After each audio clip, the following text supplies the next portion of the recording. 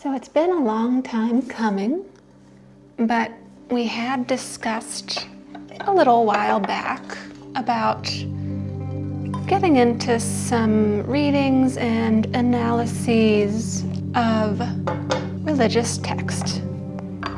And initially I had envisioned starting with more esoteric content, but given the lack of some foundational knowledge in our discussions, I thought that there would be merit in beginning with Genesis, which is usually a pretty good starting point. Now, it was a conundrum, as it generally is with texts not in one's native tongue, that which translation do you pick? Because everyone has a pitfall. So after thinking about it a bit and looking at what different scholars have had to say, I landed on the Alter translation, which is very new. And that has the benefit of being lyrically very true to the original Hebrew. Overall, speaking to its quality, it's very high. Many people within the Jewish and rabbinical sphere have a lot of very good things to say about it. The criticism seems to generally come from the fact that as an academic, Mr. Alter may be scrubbing a bit of the translation to limit messianic impulses. And that can be good or bad. And at some points he can be open with it, and other times it seems like a bit of a stretch. Altogether, a high quality, well-rhythmed text. And so that's what we're going with. And if there seems like there's something wonky, I'll try and bring it up. So generally speaking, we're going to abridge this. But chapter 1 in Genesis of the Old Testament, or Torah, is pretty quick. And foundationally speaking, it has a lot of importance that I don't think are frequently analyzed in just general conversations. And this is coming from a standpoint of not being a scholar, not having been raised in a religious house. So everything I have to say about it, consider it uninformed, more of a reaction to what I'm reading and life experience. So this isn't high level, but in lieu of reading the text yourself, maybe we can have a bit of discourse and just see. And maybe some of the analysis is helpful, maybe it's pedantic, maybe it's just stupid and stretching. That's okay. But hey, let's jump in. Chapter 1, Book 1, Torah.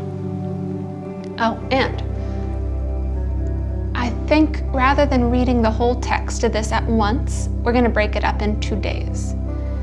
Because in the first chapter, we're going over the first week of creation. So that could be a long read altogether, not huge, but let's break it up and analyze as we go through day by day. When God began to create heaven and earth, and the earth was welter and waste, and darkness over the deep, and God's breath hovering over waters, God said, "Let there be light." And there was light. And God saw the light, and that it was good. And God divided the light from the darkness. And God called the light day, and the darkness he called night. And it was evening, and it was morning, first day. So first line, pretty cool, pretty heavy. The earth was welter and waste. Welter is an interesting word, yeah. If you don't know, welter is like this chaotic mass. Within the chaos of the welter and waste, let's look at parallels that we can cling to, because we could take it literally that everything within the world, earth, presumably, was created within these 7 days, technically 6 because he took a rest on the 7th. We'll get into that. Anyhow, but let's look at it as an analog to what we think we know about the universe, and also what we think we know about the history of Earth. And that can change as science and its capacity grows. So I think within the first day, it creates an interesting parallel to the theory of the prior state of the universe and its sudden birth out of chaos. So could we consider the welter and the waste to be concepts like matter and antimatter? All right, second day. And God said, "Let there be a vault in the midst of the waters, and let it divide water from water." And God made the vault and divided the water beneath the vault from the water and above the vault. And so it was. And God called the vault heavens. And it was evening, and it was morning, second day. Getting more into some nitty-gritty things. A vault in the midst. So, what does that look like? And can we presume prior to this, while there was light and darkness, there was existing water or liquid or something like hydrogen and oxygen combining? And what do we know about the Earth? Well, in the Hadean period, we know that water molecules could freely move out of Earth's gravity. This was a pretty short period of time within Earth's history, but significant. And eventually, that got kind of parsed down. God created a vault. Now, what could that be alluding to? Could be an allusion to the presence of atmosphere, that keeps apart much of the cosmos from the Earth, the protective barrier. So from that point on, the protective barrier is keeping apart the cosmos from our little microcosm we call Earth. Third day. And God said, "Let the waters under the heavens be gathered in one place, so that the dry land will appear." And so it was. And God called the dry land earth, and the gathering of the waters he called seas. And God saw that it was good. And God said, "Let the earth grow grass, plants yielding seed of each kind, and trees bearing fruits of each kind, that has its seed within it upon the earth." And so it was. And the earth put forth grass, plants yielding seed, and trees bearing fruit of each kind. And God saw that it was good. And it was evening, and it was morning, third day. Let's step back near the beginning of third day, and we're gathering waters. Gathering is really interesting here. It has an implication that on the second day, water was filled between all of Earth up to that vault within the heavens. So, what could this be alluding to here? Maybe gravity naturally forcing things into place as the Earth evolved. We know within Earth's history that we had massive seas and no land to speak of early on in its creation. And so it can see as a meaningful step that in order to create something that can sustain, there had to be something there to separate out these waters and to create that division. And so let's step back, and it gets interesting because we quickly go into what can be considered a much later development in Earth's timeline. So maybe it's not a good allegory, one might say. But we can look at it from a different perspective. So we have specifically seeds of each kind. It kind of implies here that if there's a seed of each kind, were these things already known? Were these seeds something that had been used before? Now, less literally, we can look at seeds as building blocks to an earth that's able to provide sustenance. Similar, you could say, to single-celled organisms or early acids and molecules that develop in the Archean eon. So we come to the fourth day, more than halfway there. And God said, "Let there be lights in the vault of the heavens to divide day from the night, and they shall be signs for the fixed times and for days and years. And they shall be lights in the vault of the heavens to light up the earth." And so it was. And God made two great lights, a great light for the dominion of day and a small light for the dominion of night, and the stars.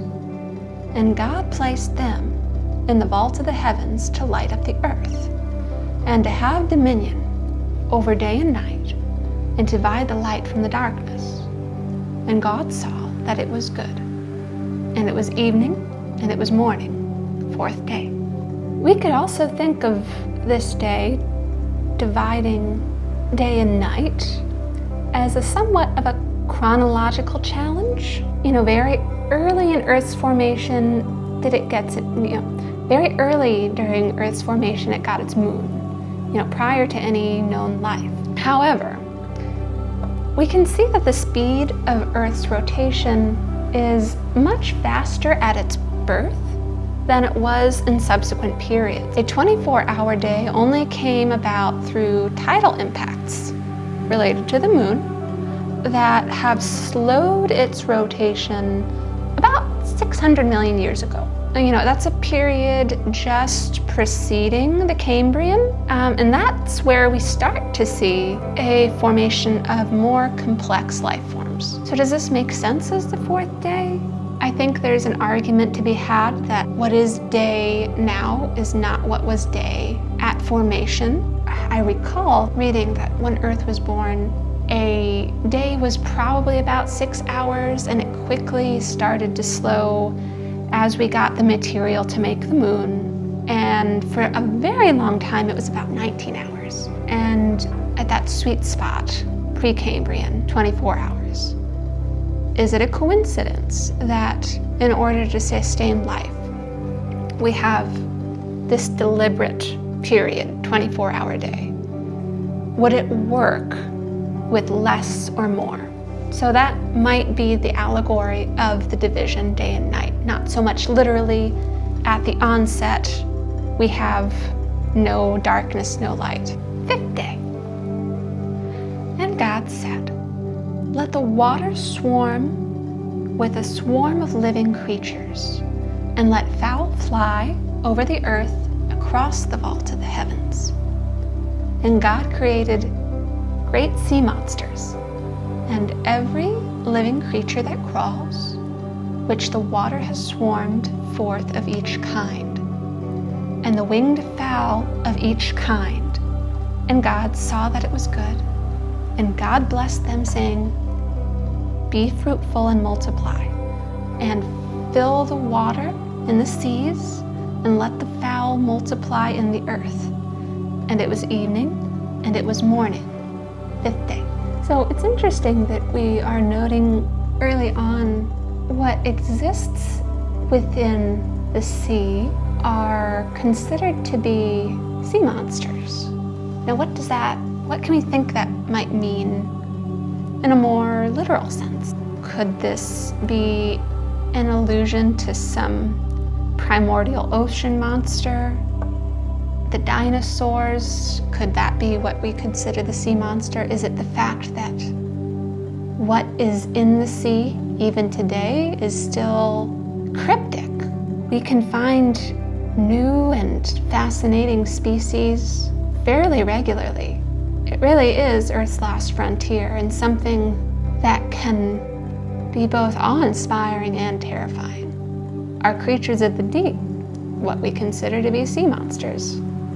What did the ancient people know of sea monsters? It's hard to know. It's hard to know what this is defined as and if those concepts still exist. And another thing to note is that on the fifth day, we're not mentioning anything other than creatures in the sea, and things that fly.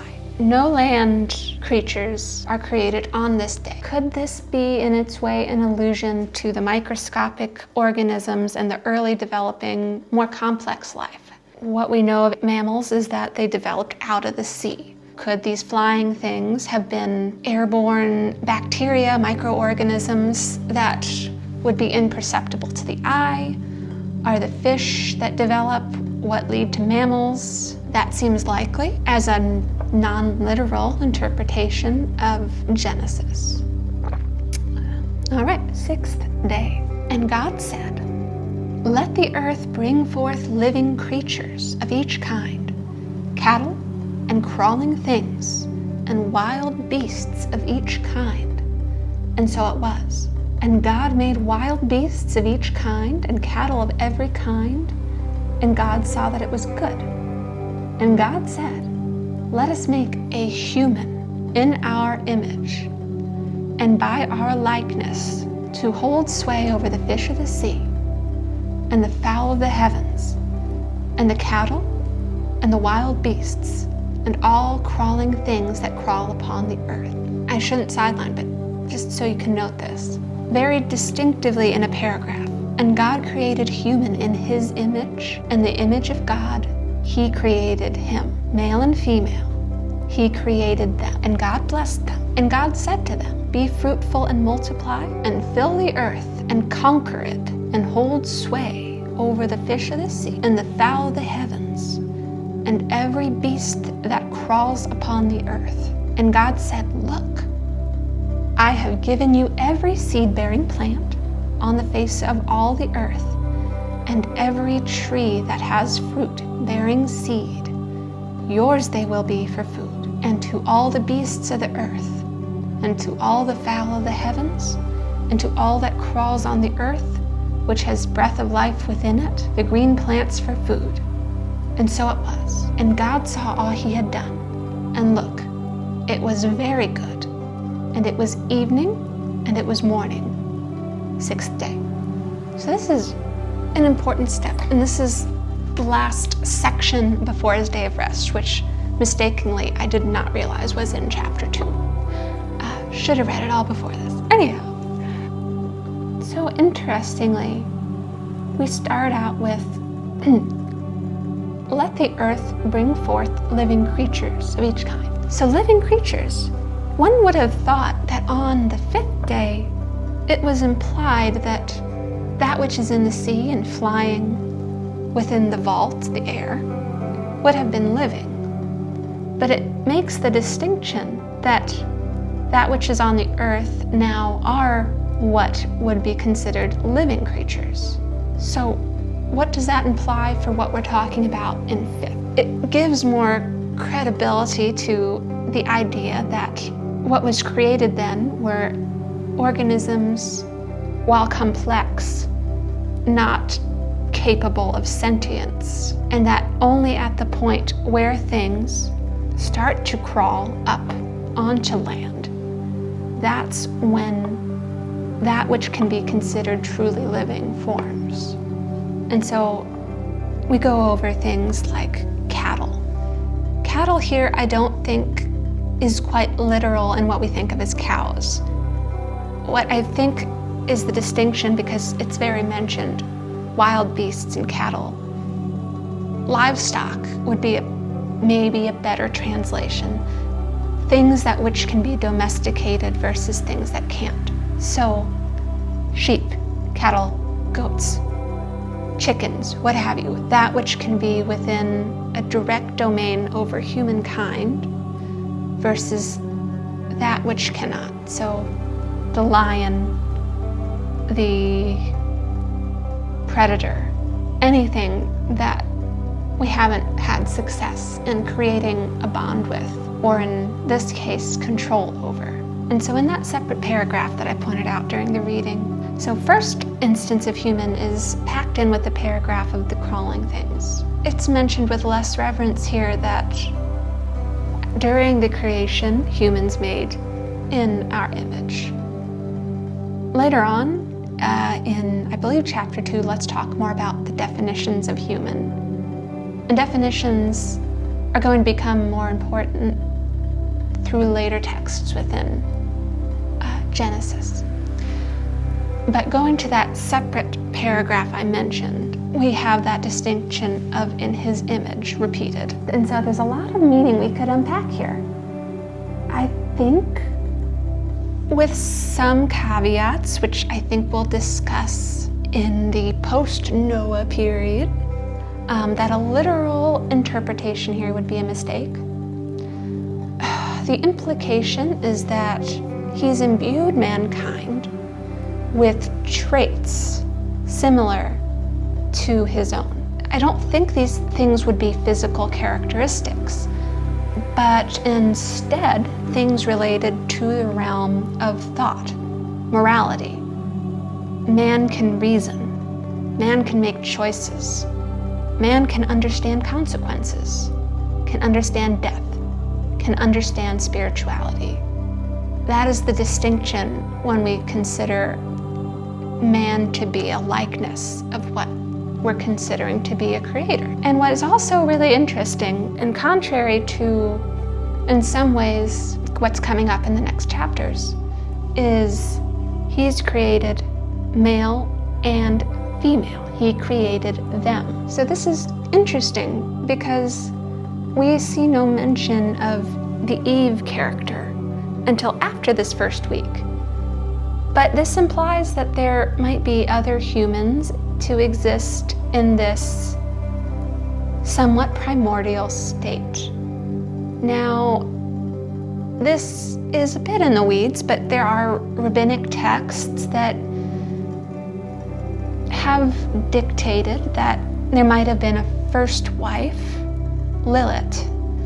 But I think that is open to interpretation of, was the Lilith story created because there is this odd gap within the story. Now, we can think perhaps that it wasn't so much a fact as more of a way to put a stopgap into this issue.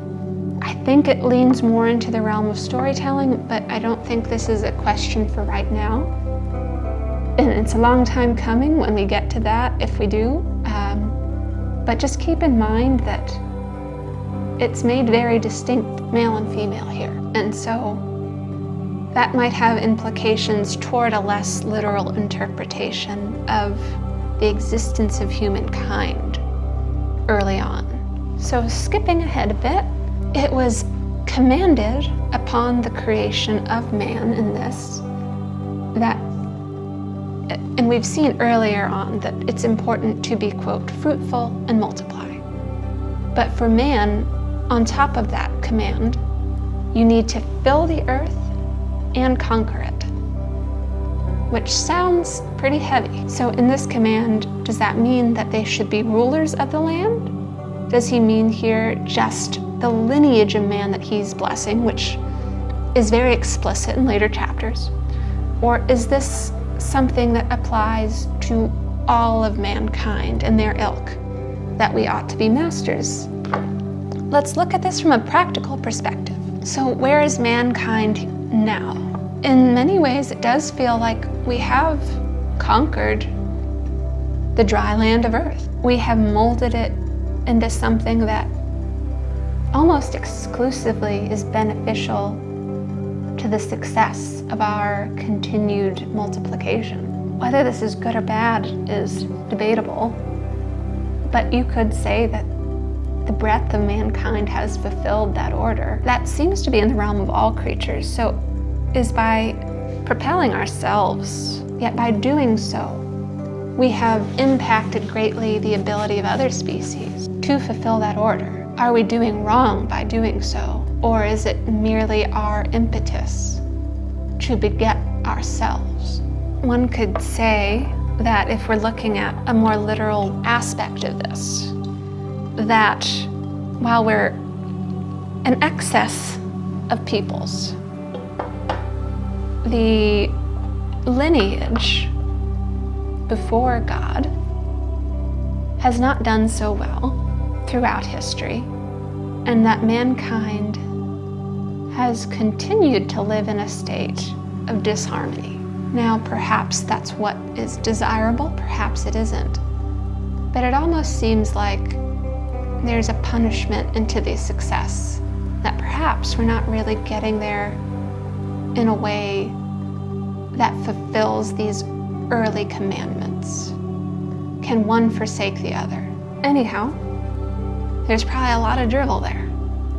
But that's the early reading, and it gets more interesting and less theoretical later on. There's going to be less of these allegorical talks in upcoming chapters and more of the traditional religious stuff you'd think about. But I think this is pretty important because it's of interest to me that you can find connections in anything really, but here there's some allusions that feel very precise in ways that really can't be well defined by early knowledge of history. And yet it feels very natural of a transition to say these archaic periods in Earth's history can link up rather succinctly into these days. So from a personal perspective, I think a natural reading of this is to look at the epics of human history, or Earth history, and find that as a good way of a logical interpretation of these days. There's going to be a lot of people that disagree with that. But I don't think it makes sense to forsake things we can reasonably agree are as factual for a highly literalistic interpretation. Because the problem with all of these religious texts is that these stories were created long before the existence of books. And really not books. Early texts were scrolls. And the interesting thing about scrolls is that unlike a book which has the front covers and you bind them together and they're a singular thing, a scroll can very easily be subdivided. Think of it like a PDF. You know how you can take separate parts of a PDF and combine them, like need to rearrange this to put here, add something in or later on. That can be easily done with a scroll. You can stitch it together however many ways you want, and it still is a viable product. So with these tales, you're going to notice a lot of changes in style and methods of communicating. And we have to assume that's because some things were written at one point, other things were stitched in, other things were added, probably things were removed, and it's hard to know the what, when, who, and where. And to keep in mind that this is like a telephone game. Whatever the first story was, we'll have no way of knowing. With each method of transmission, something's probably lost and something's added, up until the point where somebody decided to write it down. And so I think there's danger in that literal interpretation here because we have no idea what that origin was. This is the best we have to look at from an ancient perspective, but it's not the beginning. It's another aspect of that evolution of mankind that got to the point where we could write down something so significant over probably hundreds, if not over 1,000 years. I don't know. I need to look more into the timeline of the Torah scroll. And if there are multiple versions that existed, that's probably pretty important. I didn't think of it until now. So I would err on the caution against literal for this and for most texts of an older origin, because even when we look at Christian texts, that still originated from a telephone game. Shorter window of time, sure, but we still didn't have that initial writing. And what did come later on, several centuries, was probably heavily edited and probably heavily manipulated. And so when we eventually get to that, a long time from now, keep that in mind too. Anyhow, signing off. Take care.